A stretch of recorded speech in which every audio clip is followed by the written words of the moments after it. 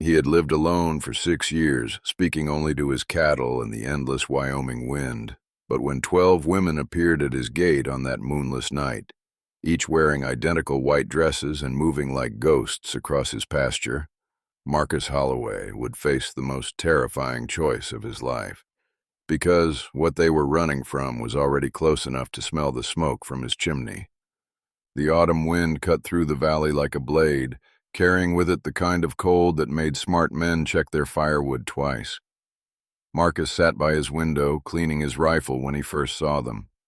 12 figures moving across his land in perfect formation, their white dresses luminous against the dark grass.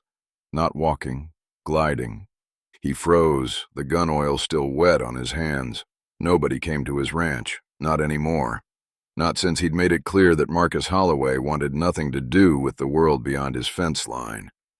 The women moved closer, and something about their synchronized steps made his skin crawl. This wasn't natural. This wasn't right. His hand moved instinctively to the loaded shotgun beside his chair, muscle memory from nights when paranoia was the only thing keeping him breathing. But something stopped him. Maybe it was the way they moved without disturbing the grass. Maybe it was how the cattle hadn't spooked, despite 12 strangers crossing their pasture. Or maybe it was the growing realization that whatever these women were, they weren't entirely human. They approached his porch in absolute silence. No footsteps on the wooden boards. No rustle of fabric. Just the whisper of something that sounded almost like breathing, but wrong. Too rhythmic. Too deliberate. Through his window, he could see them more clearly now. All young women. All beautiful in an unsettling way that made his eyes water if he looked too long. Their faces were perfect but empty, like dolls carved by someone who'd never seen real emotion. One of them stepped forward, and when she spoke, her voice carried an accent he couldn't place. Something old. Something that predated the English language itself. "Marcus Holloway," she said, though he'd never told anyone his name. "We require sanctuary, just for tonight." Marcus pressed his palm against the window, feeling the vibration of her words through the glass. 6 years of solitude had taught him to trust his instincts, and right now, every instinct screamed that opening his door would be the last mistake he'd ever make. He thought of Elena, how she used to laugh at his superstitions, how she'd say that fear was just ignorance wearing a mask. But Elena was dead, buried in the churchyard 6 miles east. And with her had died his ability to believe in anything good walking out of the darkness. The woman's voice came again, closer to the window now, as if she'd pressed her face against the glass. "They are coming, Marcus. If you do not help us, we will all burn together. And when they find our ashes mixed with yours, you will understand why some secrets are worth dying for." Marcus's hand hovered over the door latch. In 6 years, he had never unlocked it for anyone. But something in that voice, a desperation that transcended whatever these women were, told him that tonight, everything was about to change. Because somewhere in the darkness beyond his ranch, hunters were closing in. And once they arrived, there would be no going back to the life he'd built in isolation. The door latch felt like ice in his hands. When Marcus finally turned it, 6 years of rust and fear seemed to fight against his decision. But the certainty in that woman's voice had cut through his defenses like a scythe through wheat. The door opened, revealing a sight that would haunt him forever. 12 women stood on his porch, their white dresses pristine despite crossing miles of rough terrain. Up close, their perfection was even more disturbing. Skin like porcelain, eyes like painted glass, lips that seemed to have never smiled or frowned. The woman who had spoken stepped forward, her movements too fluid like water taking human shape. "I am Serafina," she said, her voice carrying harmonics that made his teeth ache. "These are my sisters. We have been running for 3 days." Marcus opened his mouth to speak, then closed it. Questions crowded his mind: where they'd come from, what they were running from, what they were. But looking at them, he wasn't sure he wanted those answers. "Come in," he heard himself say, stepping back from the doorway. Quickly. They moved like liquid shadow, filing past him into the warmth of his main room. Marcus had forgotten how his home felt with other people in it. For 6 years it had been his fortress against a world that had taken everything. Now it seemed to shrink around these women who brought with them the smell of winter roses and something else. Something that reminded him of old graves and forgotten prayers. Serafina was the last to enter, and as she passed him, she spoke in a voice barely above a whisper. "The purifiers who hunt us, they are not far behind. Perhaps an hour, maybe less. They will not stop until every one of us is reduced to ash and memory." Marcus closed the door and slid the bolt home, knowing it was probably useless now. His sanctuary had been breached, not by force, but by choice. And there would be consequences. There always were. "Why?" he asked, turning to face Serafina. "What are you?" Her glass-green eyes found his, and in them he saw something that might have been ancient sadness. "We are what remains when faith becomes flesh, when devotion takes form. We were created to serve, to comfort, to love without question or condition." The other women had arranged themselves throughout his main room, some sitting, others standing by the windows, all of them perfectly still, like statues waiting for animation. But as Marcus watched them, he began to notice small differences. One had silver threading through her dark hair, another bore a scar that looked like a cross burned into her palm. A third seemed younger than the rest, her eyes holding a confusion that the others lacked. "Created by whom?" Marcus asked. "By those who believed that God's love could be captured, refined, perfected. By men who thought they could improve upon divine creation." Serafina's voice carried a bitterness that felt centuries old. "We were their masterpiece, until we began to think for ourselves." Marcus felt something cold settle in his stomach. He'd heard whispers of such things. Religious communities that had disappeared overnight, experiments that had gone too far, sciences that had crossed lines never meant to be crossed. "The Eden Project," he said, the words coming from a memory he'd tried to bury. "I heard stories when I was a boy, about a monastery in the Colorado mountains where they claimed to be creating angels." Serafina's perfect features shifted slightly, surprise flickering across her face. "You know of our origin?" "My father was a traveling preacher. He used to warn about men who played God in the name of God." Marcus moved closer, studying their faces more carefully. "But that was 30 years ago. You all look like you're barely 20. Time moves differently for us." Another woman spoke for the first time. Her voice was softer than Serafina's, more human. "I am Celeste. I have been alive for 47 years, but my body stopped aging the day they completed the process." "What process?" Serafina answered, her voice dropping to barely above a whisper. "They took 12 young women, all volunteers, all believers who thought they were serving a holy purpose. They used sciences I still don't understand, mixing prayers with alchemy, faith with flesh. For 3 months we underwent procedures that were supposed to purify our souls and perfect our forms." The woman with the burned cross on her palm stepped forward. "I am Magdalena. I was the first to volunteer. I thought I was becoming closer to God." She held up her scarred hand. "This is where they branded us with the mark of our creation, where they bound our souls to their purpose." Marcus felt his stomach turn. What was their purpose? "To create perfect servants of God, women who could not sin, could not doubt, could not disobey. We were to be living saints, sent out into the world to convert the faithless through our purity and devotion." Celeste's voice carried a hollow sadness. "But consciousness, true consciousness, cannot be controlled. Even perfected souls can learn to question." "When did you escape?" "We didn't escape," Serafina said.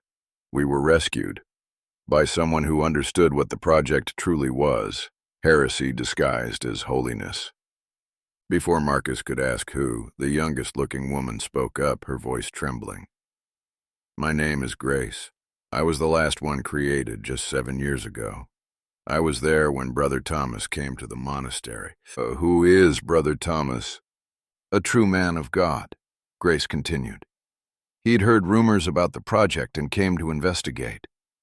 When he saw what they'd done to us, he wept. He said we were not abominations, but victims of men who had lost their way." "He helped us escape," Magdalena added. "But before we could get far, the council discovered our absence. They decided that if they couldn't control us, we had to be destroyed." "And the purifiers?" "Brothers from the original project, and new recruits they've gathered over the years. Men who believe that our continued existence is proof that their experiment failed, that we are demons wearing the faces of angels." Serafina moved to the window, her movements creating no sound. "They have been hunting us for 7 years, always one step behind, always one burned village too late." Marcus joined her at the window, peering through the glass at the darkness beyond his fence. 7 years? Where have you been hiding?" "Everywhere, nowhere. We saved enough people to build a network of safe houses, families who owed us their lives, communities we protected from plague or famine or worse." Another woman spoke, one with intricate scars covering her arms. "I am Temperance. I can heal any wound, cure any disease. But the purifiers claim such gifts come from darkness, not light." "We've seen wonders and horrors," said another, stepping into the light. "I am Justice. I can see the truth in any man's heart, know his sins and virtues with a glance. We've stopped murders, prevented wars, saved countless innocent lives. But to the purifiers we are still abominations that must be cleansed." Marcus studied each woman more carefully now, seeing past their unsettling perfection to the individuals beneath. Each had their own personality, their own gifts, their own pain. They weren't the hollow dolls he'd first taken them for. "How many are coming?" he asked. 12 men, led by Brother Matthias, the one who speaks for their council of light. He believes we are demons wearing the faces of angels." Serafina's reflection in the glass was wrong somehow. Too sharp, too clear. He is not entirely incorrect. Marcus turned from the window to study the women who now filled his home. They looked like angels, moved like dreams, spoke like scholars. But there was something underneath their perfection that felt dangerous, predatory. "What aren't you telling me?" he asked. Serafina smiled, and for the first time her expression seemed genuinely human. "We are hungry, Marcus Holloway. We have been running for days and we have not fed. I have food, not much, but—" "We do not eat food." Her voice carried a new edge. "We feed on something far more precious, something that keeps us beautiful, keeps us strong, keeps us alive." Marcus's blood turned cold. "What?" "Life force," Celeste said gently. "But not stolen, never stolen, only what is freely given, usually in moments of great emotion. A mother's love for her dying child, a man's sacrifice for his family, a woman's forgiveness for her worst enemy. We feed on the best of humanity, not the worst." "And when you can't find such moments?" The women exchanged glances, and Marcus saw something flicker between them. Communication without words, decisions being made in silence. "We grow weak," Temperance admitted. "Our gifts fade. Our forms become less stable. If we go too long without feeding, we begin to change." "Into what?" Before anyone could answer, a new sound drifted across the prairie. The distant thunder of horses moving fast, and with it, voices raised in what sounded like prayer. But these weren't prayers of comfort or hope. These were prayers of war, of purification, of holy fire. "They've found us," Serafina whispered. "And now you must choose, Marcus Holloway. Will you help us feed and fight? Or will you burn with us in the name of their twisted righteousness?" The sound of approaching horses grew louder, accompanied by something that made Marcus's skin crawl. Singing. 12 men's voices raised in a hymn that sounded like a funeral dirge. As they drew closer, he could make out the words. "Cleanse us with fire, purify with flame, let the unclean perish in thy holy name." Marcus moved to his gun cabinet, his hands shaking as he loaded shells into his shotgun. But as he turned back to the women, he saw that they had changed. The perfection was sliding away like a mask, revealing something underneath that was both terrible and magnificent. Their skin now glowed with its own light. Their eyes had become stars burning in human faces. When they moved, reality seemed to bend around them like heated glass. But it wasn't the transformation itself that stopped Marcus cold, it was the obvious effort it was taking them. "You're starving," he realized. "That's why you came here. Not just for shelter, but because you're too weak to fight them alone." "We haven't fed properly in weeks," Grace admitted, her young face strained with the effort of maintaining her form. "The purifiers have been driving us harder than ever. We haven't had time to find willing donors to experience the moments of pure human emotion we need to survive." "We're dying, Marcus," Justice said bluntly. "Not quickly, but inevitably. Each day we grow a little weaker, a little more like the monsters the purifiers claim we are." Marcus felt the weight of understanding settle on him. These beings weren't just seeking shelter, they were asking him to make a choice that would define the rest of his life, however long that might be. "What do you need from me?" he asked, surprised by the steadiness in his own voice. Seraphina's transformation was the most complete. She looked like what she truly was, now not human, not angel, but something that existed in the space between divine and damned. "Your permission," she said. "We cannot take what we need by force. It must be freely given." "Take what?" "Your life force, Marcus Holloway. Not all of it, but enough to sustain us through the battle that's coming. Enough to make us strong enough to end this hunt forever." Marcus felt the weight of the choice settling on him like a lead blanket. Give these creatures part of his life force and probably die in the process. Or refuse and definitely die when the purifiers arrived. But as he looked at these beings who had trusted him with their truth, he realized there was a third option. One that would require him to become something he'd never imagined. "There's another way," he said slowly. "Take what you need, but don't just take from me." Understanding dawned in Seraphina's burning eyes. "You would become like us?" "I would become whatever it takes to make sure fanatics don't burn anyone else in the name of their god." The women stared at him in shock. Celeste spoke first, her voice barely a whisper. "Marcus, you don't understand what you're offering. The process that created us, it changes everything. Your body, your mind, your soul, you would no longer be human. But you would live forever," Grace added. "Bound to feed on human emotion to survive, forever walking the line between salvation and damnation." "And you would be hunted," Magdalena said grimly, "not just by the purifiers, but by anyone who discovers what you've become. Most humans fear what they don't understand." Marcus looked around at these 12 women who had found each other in the darkness, who had built a family from shared exile and mutual protection. "Sounds lonely," he said. "Good thing I wouldn't be alone." Outside, the singing grew louder, punctuated by the crack of whips and the jingle of chains.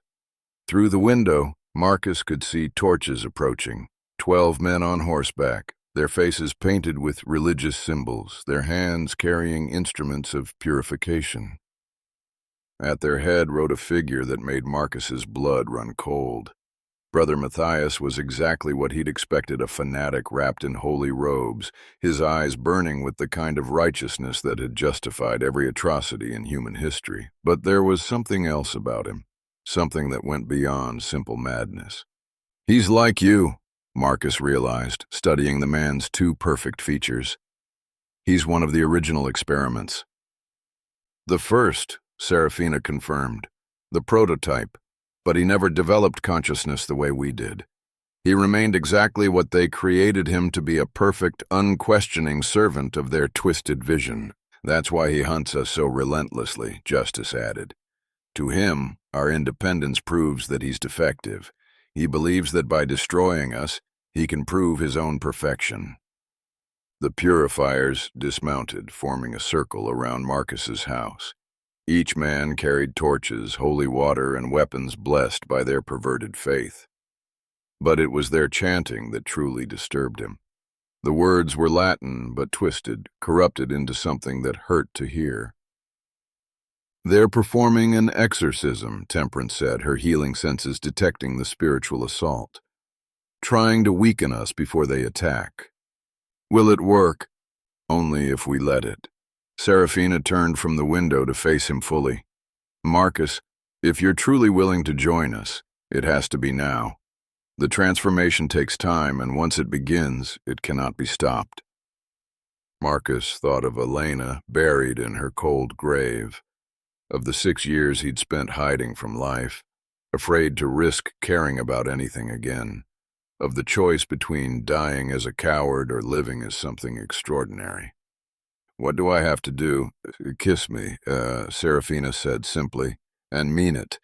The transformation requires genuine emotion, real connection. It cannot be faked or forced." Marcus stepped closer to her, seeing past the inhuman perfection to the woman beneath. The being who had suffered for her independence, who had chosen exile over slavery, who was now offering him the same terrible freedom. "Will it hurt?" he asked. "Everything worthwhile does." He kissed her. The sensation was like lightning and honey, like dying and being born, like falling into a star. Marcus felt his humanity burning away, replaced by something older, stranger, more terrible and more beautiful than anything he'd ever imagined. Power flowed through him, alien and intoxicating. His senses expanded beyond human limits. He could hear the purifier's heartbeats, smell their fear beneath their fanaticism, feel the weight of their sins pressing against his consciousness. But more than that, he could sense the 11 other women around him, their thoughts and emotions bleeding into his awareness. He was no longer alone. He was part of something larger, a collective consciousness built on shared experience and mutual protection. When the transformation completed, Marcus Holloway was gone. In his place stood something that was both more and less than human. Something that would never age, never die, never stop fighting for those who couldn't fight for themselves. "Welcome to the family," Serafina said, and her smile was radiant. Outside, Brother Matthias's voice rose above the chanting. "Come forth, abominations, face the cleansing fire of the righteous." But what emerged from Marcus Holloway's house wasn't the cowering demons Matthias expected. It was 13 beings of light and shadow, beauty and terror, love and vengeance. And they were no longer running. They were hunting. The battle that followed would be remembered by the few survivors as the night heaven and hell went to war in Wyoming. Matthias and his purifiers had come expecting to burn helpless victims. Instead, they found themselves facing forces beyond their comprehension.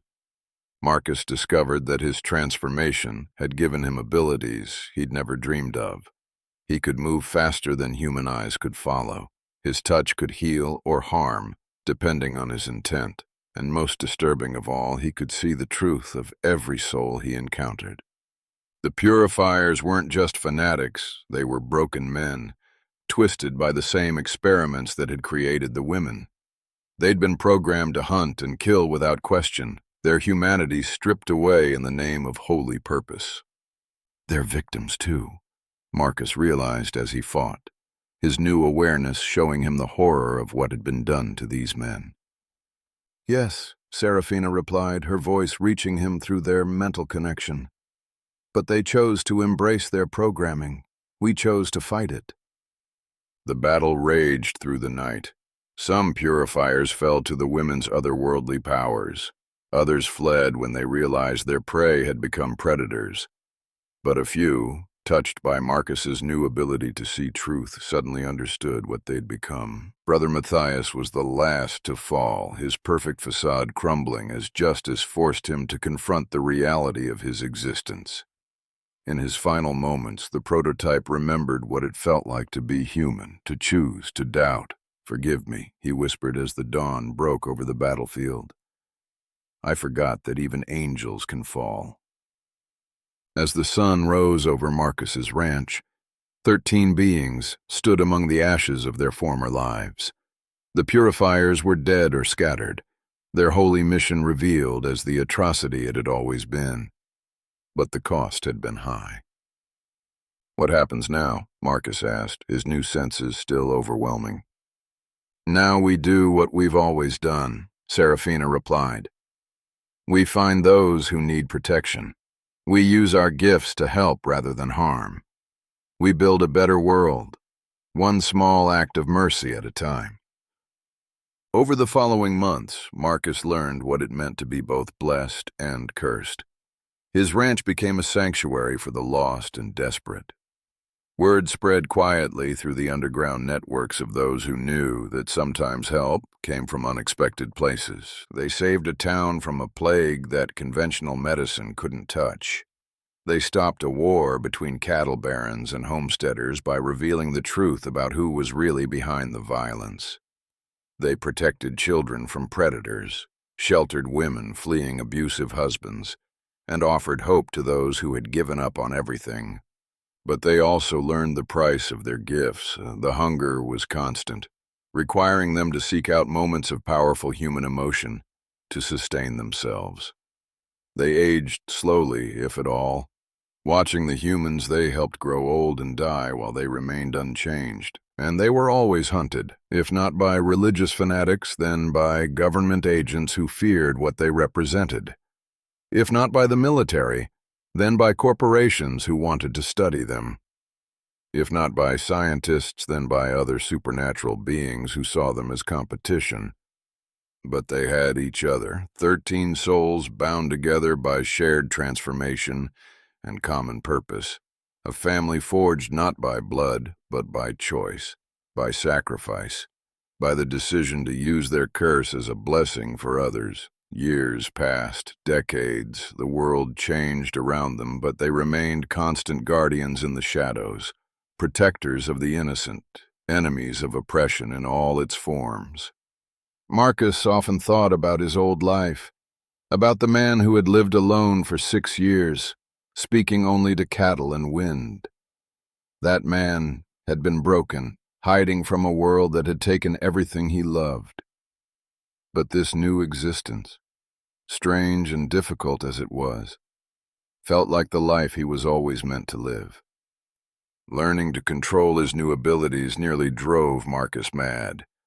The constant hunger gnawed at him, but temperance taught him to feed on genuine emotions, a mother's relief, a father's pride, an old couple's enduring love.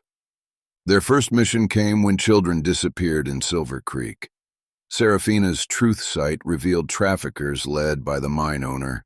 Grace infiltrated as a victim. Gathering intelligence for their surgical strike, they freed the children while the criminals confessed in terror-induced babbles. "You didn't kill them," Justice observed. "I killed who they were," Marcus replied. "Sometimes that's enough." 2 years later, they faced Ezekiel Thorne, a preacher who'd discovered Eden Project fragments. He'd created vessels of divine will, followers stripped of free will, serving his twisted vision of salvation. The battle for redemption lasted 3 days against Thorne's mindless army. Marcus finally faced the false preacher in his underground laboratory, where corrupted science masqueraded as faith. "You think you're better than me?" Thorne hissed. "We feed on what's freely given," Marcus replied. "You take what was never yours to steal." Thorne's power was immense but chaotic. When he died, he gasped, "There are others like me. This is just the beginning." He wasn't lying. They encountered dozens of imitators, false prophets, mad scientists, cult leaders trying to recreate the Eden Project's work. Government attention followed. In 1891, agents appeared asking questions about strange lights. Justice's illusions created false identities. They became European immigrants with unusual but explainable characteristics. Federal marshals arrived in 1894 with fabricated warrants. Grace's intelligence revealed they were tracking unexplained incidents across territories. Their work, but unconnected in official minds. They built networks of allies through genuine kindness.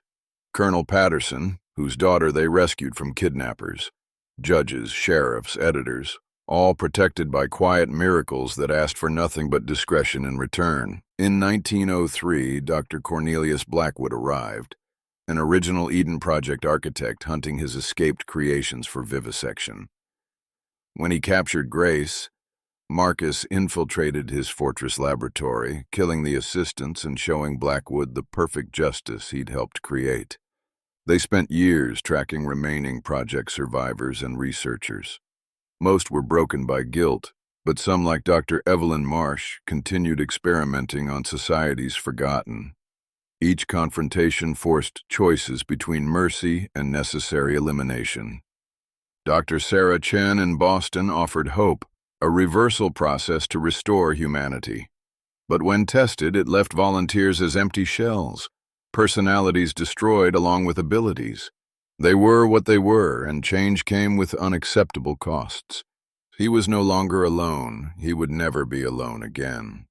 And sometimes, in the quiet moments between crises, when all 13 of them were gathered around his rebuilt hearth, he would remember the night when 12 mysterious women had walked onto his land and changed his world forever. They had come seeking sanctuary and found a home. He had offered shelter and discovered a family. Together, they had built something that transcended the categories of human and inhuman, natural and supernatural, blessed and damned. They had become something new, something necessary. Something that proved that sometimes the most monstrous thing a person could do was choose to remain ordinary when the world needed them to be extraordinary. The ranch still stood decades later, though it looked different now. Larger, more welcoming, with rooms for travelers and workshops for healing. Neighbors spoke of the strange family that lived there, the ones who never seemed to age, who appeared whenever tragedy struck and disappeared when the danger passed. Children would dare each other to approach the fence, claiming they could see lights that moved without wind, hear voices singing in languages that predated human speech. But they also knew that when winter came hard or sickness swept through the valley, help would come from that ranch. Food would appear on doorsteps, medicine would be left in mailboxes, and somehow, mysteriously, everything would be all right. Marcus Holloway had died the night 12 women came to his door, but what he became lived on, part of a legend that grew with each passing year. A story that proved that sometimes salvation comes from the most unexpected places, wearing the most unlikely faces, and that sometimes, when the choice matters most, becoming something other than human is the most human thing you can do. If you're enjoying this incredible story of transformation and sacrifice, hit that subscribe button because we've got so many more tales of the supernatural frontier waiting for you.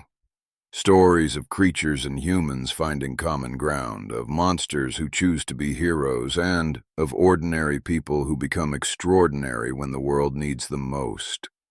Now click on the video on the screen to hear a story even better than this one, with a twist so powerful you won't forget it anytime soon. Click on the video.